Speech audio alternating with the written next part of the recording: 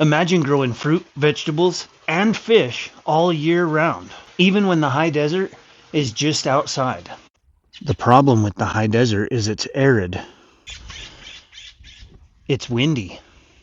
The native soil is nutrient deficient. And it's plain hot outside. By the end of this video, I'm going to offer solutions for all of these problems. If you guys want a really cool hat like this for free, check out my Everything Frugal Off Grid product on my website. There's only 6 left. So how have I managed to harvest hundreds of pounds of spaghetti squash and melons and other fruit and vegetables in the high desert? One of the first things I did was improve the nutrient density of my native soil. So if you look here, this is basically native soil, and this isn't deep, so this is a little sandier than the deeper stuff. But the point is the native soil isn't horrible. It's considered somewhat loamy because it does have equal parts of silt and sand and clay, roughly. So what it's missing is biology. And by breaking down manure and compost, you can simply add biology to your loamy soil and then have a nutrient-dense soil that can grow pretty well anything.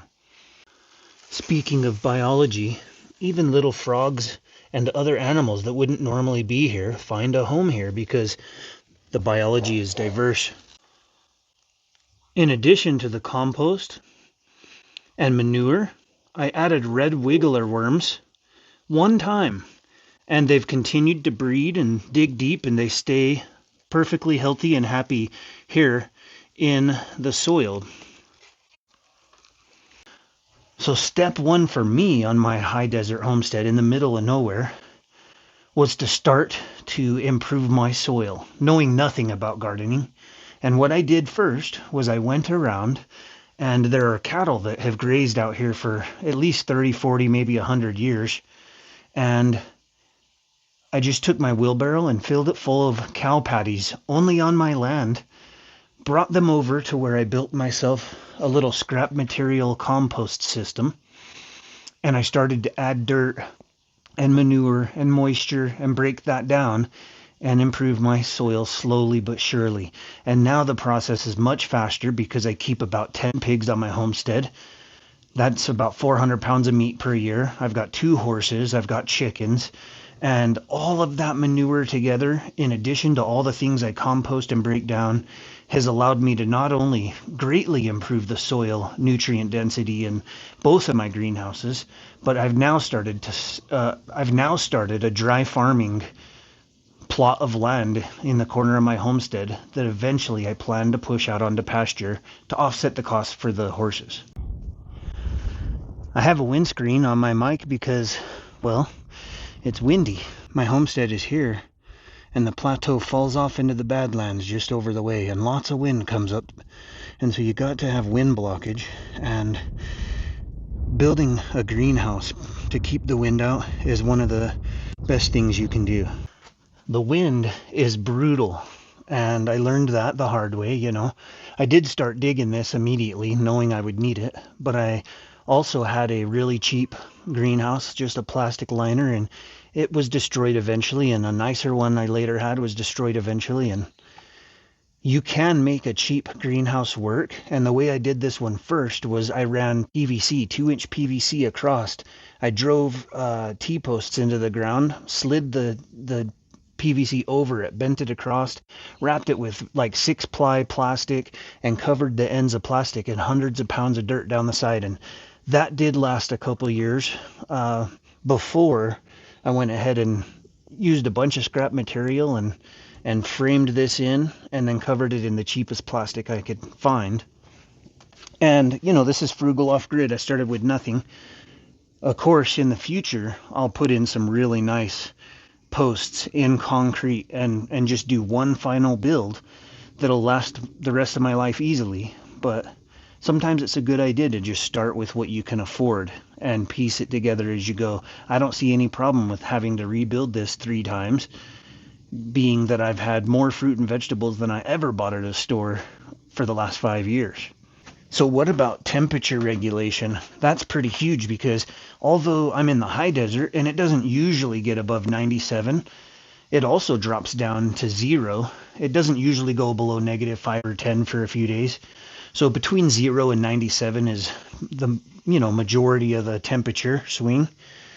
And well, if it comes a time during winter when it starts to drop below 30 and then everything dies off that's outside pretty much.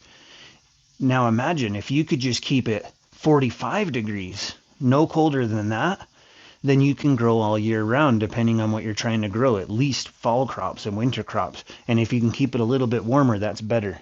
So here are some huge parts of how I keep this temperature regulated and even my regular greenhouse up there. I talked about soil nutrient density, and another important part of that is mulch.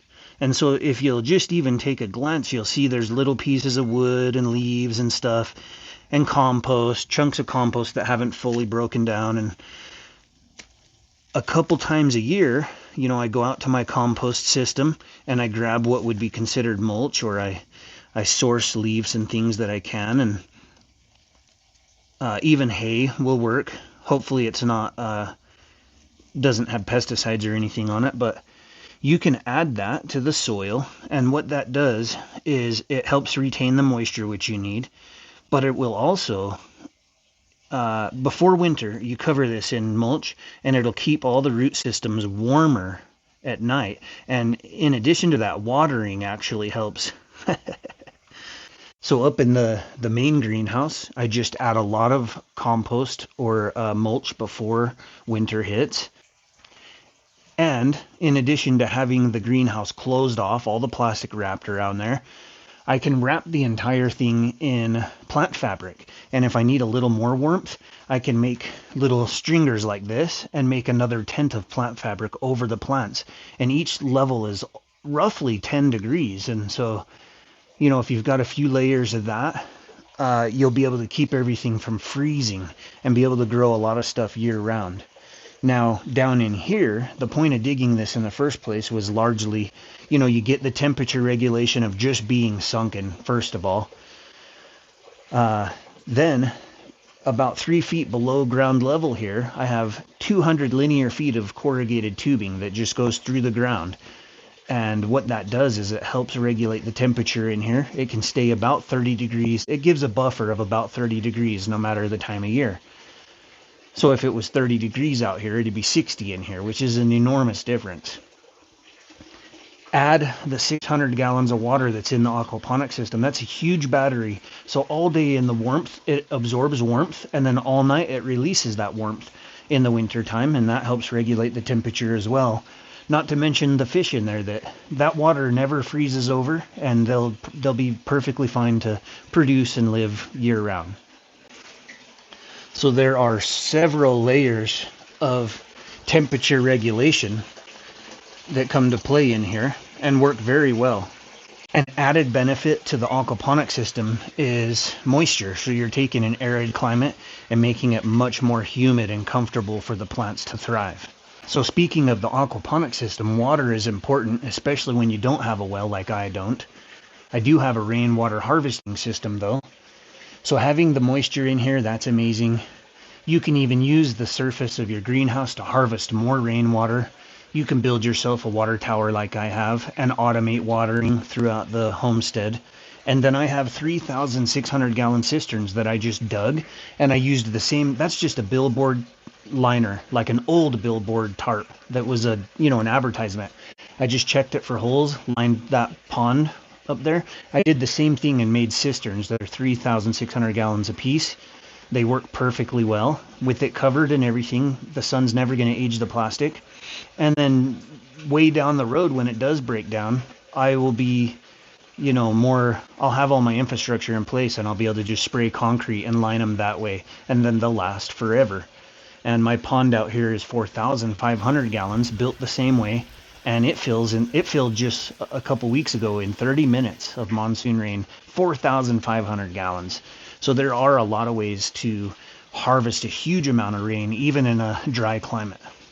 If you're in a really wet climate, watering here will be different and you'll just kind of have to learn. But mostly what I do is I soak my plants and then I just check the soil every day. And if it's dry, then I'll add more. But I try to soak them and not water for a few days if that's possible sometimes. If you're interested in this lifestyle, guys, this is only one system on my homestead, and I have many different systems that have helped me create a frugal, off-grid living homestead. I've got a free guide on my website that answers most people's questions. And of course, you can comment below and let me know what you think and what you would do better than I have done. And I'll catch you guys on the next video.